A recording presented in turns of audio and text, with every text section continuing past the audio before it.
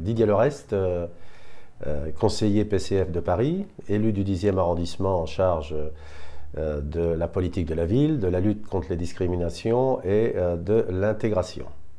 Et ancien aussi secrétaire général de la Fédération CGT des cheminots. Alors hier, l'UNSA et la CFDT sont sortis plutôt rassurés de la réunion avec la ministre des Transports, ce qui ne semble pas être le cas pour la CGT et Sud. Vous qui avez l'habitude des négociations justement, quelle lecture il faut avoir de ces premières rencontres sur la réforme de la SNCF ? Disons que ces premières rencontres se basent aussi sur les différents rapports qui ont été produits ces derniers temps sur l'avenir du service public ferroviaire. Bon, moi je pense que quand on est syndicaliste à la SNCF et qu'on a à cœur de défendre notamment le service public, on ne doit pas être rassuré ni par les rapports, ni par la pseudo-concertation qui est engagée. Alors c'est intéressant parce que justement vous parlez de concertation auparavant, quand vous étiez en responsabilité syndicale, on parlait de négociation. Aujourd'hui on parle de concertation, voire la ministre Elisabeth Borne se dit prête à engager une concertation. Non, mais justement, alors au-delà de la sémantique, c'est très important. Moi, j'ai toujours privilégié la négociation, c'est-à-dire l'échange et la confrontation, à la limite, entre le syndicat et l'employeur. Je pense que c'est comme ça qu'il faut situer les choses. Parce que la concertation, c'est quoi? La concertation, c'est de la communication en définitive. C'est la séance photo autour de la table et puis on va dire à l'opinion publique, vous voyez bien, on a reçu ce que j'ai d'ailleurs aussi recusé moi, les partenaires sociaux et on se concerte.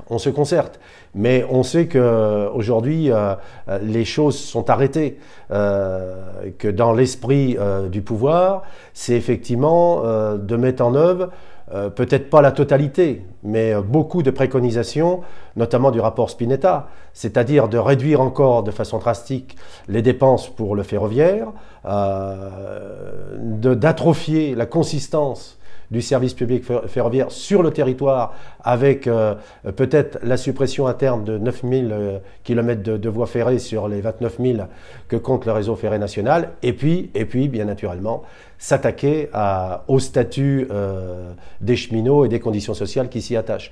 Donc voilà, je pense qu'il ne s'agit pas d'avoir fait, je dirais, des écoles centrales du syndicalisme pour, lorsqu'on lit le rapport Spinetta, pour comprendre que si il était mis en œuvre, eh bien c'est la fin de la SNCF, c'est la fin du service public et surtout c'est l'éclatement, le démantèlement du statut des cheminots. Hier, je recevais l'ancien député Pouria Mishrahi, aujourd'hui il est chroniqueur à Politis et il vous a posé une question. Il dit qu'auparavant, on défendait le statut de la SNCF en même temps que celui des cheminots et qu'aujourd'hui, les discours sur la privatisation, la libéralisation du fret a créé une césure entre les deux et il vous demande s'il ne faut pas retravailler cette convergence entre usagers et cheminots pour défendre le service public du transport. Ah mais tout à fait, moi d'ailleurs, même si des fois et souvent on est mal compris de l'opinion publique, alors par aussi le biais d'un certain nombre de médias. D'ailleurs, je voyais hier dans certains médias des choses qui m'hérissent, à savoir que la SNCF aurait décidé par exemple de ne plus payer les jours de grève, alors qu'elle n'a jamais payé les jours de grève. Jamais. Les cheminots ont toujours payé leur grève. Bien naturellement, lorsqu'il y avait des conflits longs, il y avait une possibilité pour ceux qui le souhaitaient de transformer 1 ou 2 jours de grève en congé personnel ou de négocier un étalement dans les retenues. C'est ce qui fait le plus de mal aujourd'hui aux cheminots, les préjugés justement. Voilà. Donc, par contre, je pense que ce qui était important hier et ce qui est toujours important, c'est de ne pas défendre le service public SNCF que par le prisme des revendications catégorielles ou du simple statut du cheminot. Même si le statut du cheminot est inhérent au service public, puisque c'est aussi droit et devoir.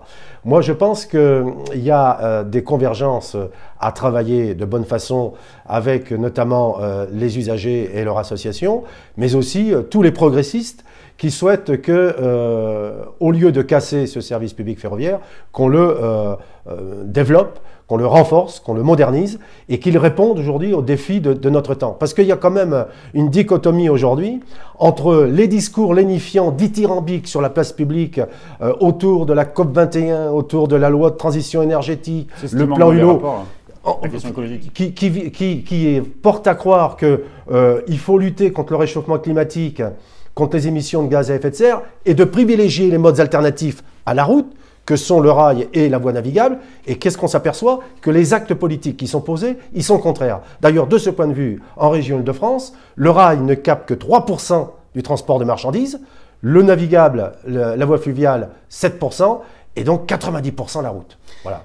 Ça fait 10 ans que Guillaume Pepy dirige la SNCF. Il est la bonne personne aujourd'hui pour négocier? Bah écoutez, Guillaume Pepy, je sais dans quelles conditions il a été mis en place à la présidente de la SNCF par Sarkozy. D'ailleurs, c'est pour ça qu'on a eu de très mauvaises relations ou des relations qui se sont dégradées parce que je savais la mission dont il était porteur, à savoir de casser les conditions sociales des cheminots et notamment d'affaiblir la CGT des cheminots. Et ça, je parle en connaissance de cause.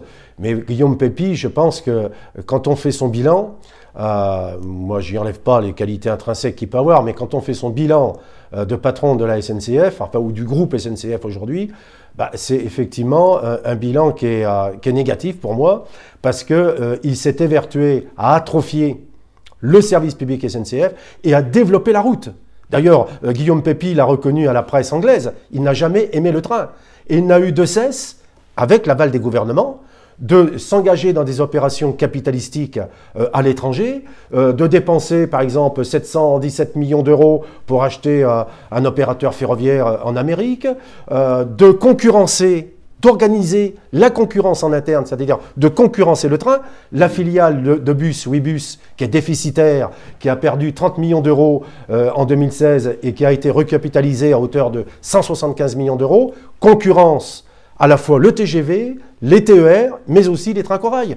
Donc pour moi, en termes de service public ferroviaire, le bilan de Guillaume Pepy est négatif. Alors s'il est aussi durable dans sa fonction, c'est parce qu'il est compatible avec tous les politiques qui passent, parce que je pense quand même qu'il fait le sale boulot à la place d'autres.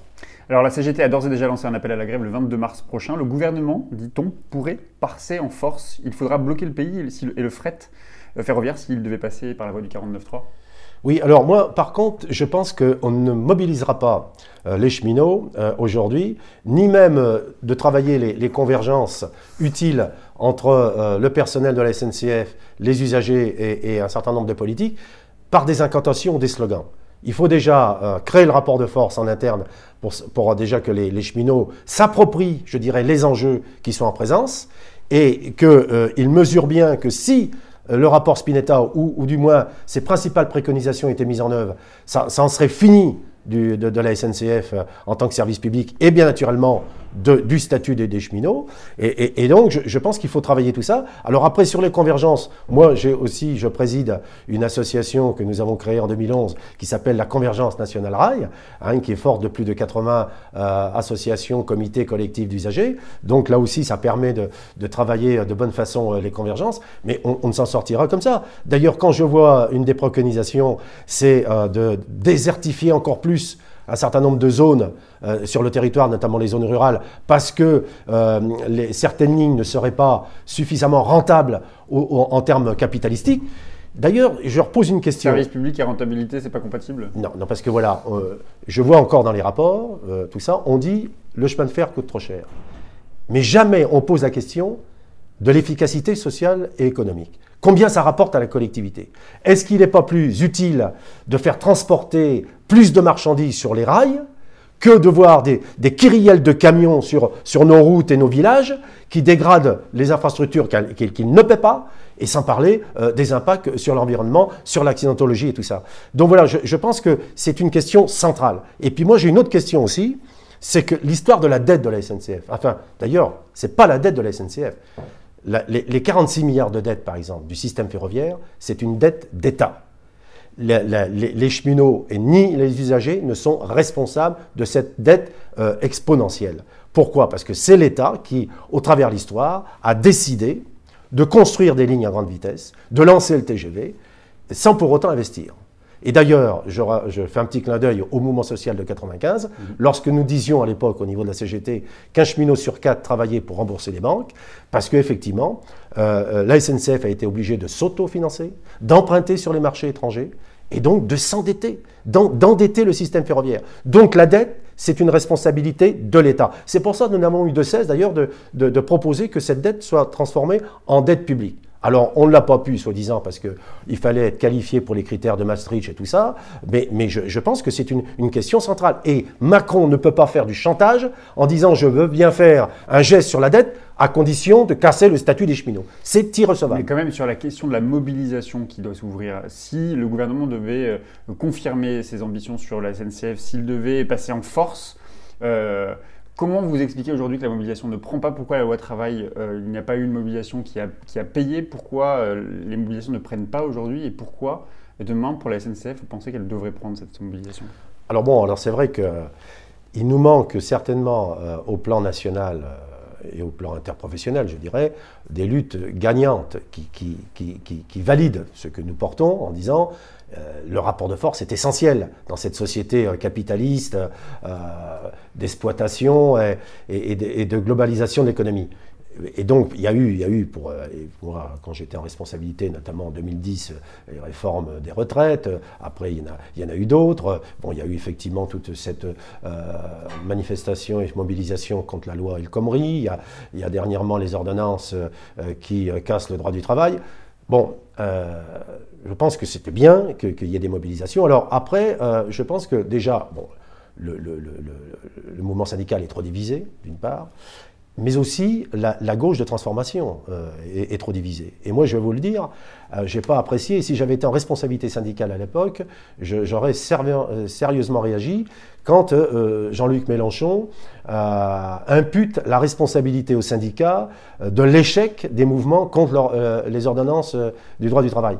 Je pense que la gauche de transformation n'a pas intérêt, effectivement, à cliver, à s'opposer, à avoir insulté le mouvement syndical. Oui. A dit qu'il rejoindrait la manifestation du 23 de la CGT. Oui, mais bien sûr. Mais je dis à Jean-Luc Mélenchon que les syndicats, et notamment la CGT, ne l'a pas attendu pour savoir ce qu'elle avait à faire pour mobiliser les salariés et défendre leurs intérêts. Hein, parce qu'on a quand même une histoire, et je pourrais dire à certains dirigeants politiques, ils étaient où en 95, ils étaient où en 2003. Donc voilà, donc il faut raison garder. Et Jean-Luc Mélenchon n'était pas suffisamment présent en 95. Absolument, mais Jean-Luc Mélenchon, il a un parcours qui n'est pas le mien. Et donc, des fois, il devrait faire preuve d'un peu plus d'humilité. Hein, et au contraire, c'est vraiment dommage parce qu'il pourrait être le dirigeant politique qui écoute, qui rassemble, qui fédère les forces progressistes, qu'elles soient syndicales, associatives et politiques. Mais je vois que ce n'est pas le chemin qu'il prend, c'est plutôt du clivage, de l'opposition, de la division. Et ça, c'est mortifère. C'est mortifère. D'ailleurs, à tel point que dans le mouvement syndical, nous avons des organisations, des confédérations qui disent « Nous, on ne veut pas aller avec la CGT si c'est pour servir la soupe à un tel et un tel. » Vous voyez ce que je veux dire? Vous en appelez quand même à l'unité des forces politiques et syndicales pour la mobilisation. Mais bien sûr, sur des bases claires et précises, en respectant l'indépendance et l'autonomie des uns et des autres. Mais au moins, on a besoin de créer un rapport de force capable de bouger des lignes, de bousculer les choses, mais pas de s'insulter, voilà, et de se jeter des anathèmes et tout ça. Donc voilà, c'est ça la question aujourd'hui. J'ai une dernière question, Didier Lerest. Vous êtes un élu parisien, vous l'avez dit, membre du Parti communiste français. Plusieurs jeunes dirigeants du PCF ont écrit une tribune la semaine dernière pour que le PCF envoie des signes de renouvellement lors du prochain congrès. Quelle lecture vous en avez fait? Ah ben moi, j'aurais été plus loin dans la tribune, mais parce qu'il fallait rassembler, mais je la supporte, hein, je la soutiens.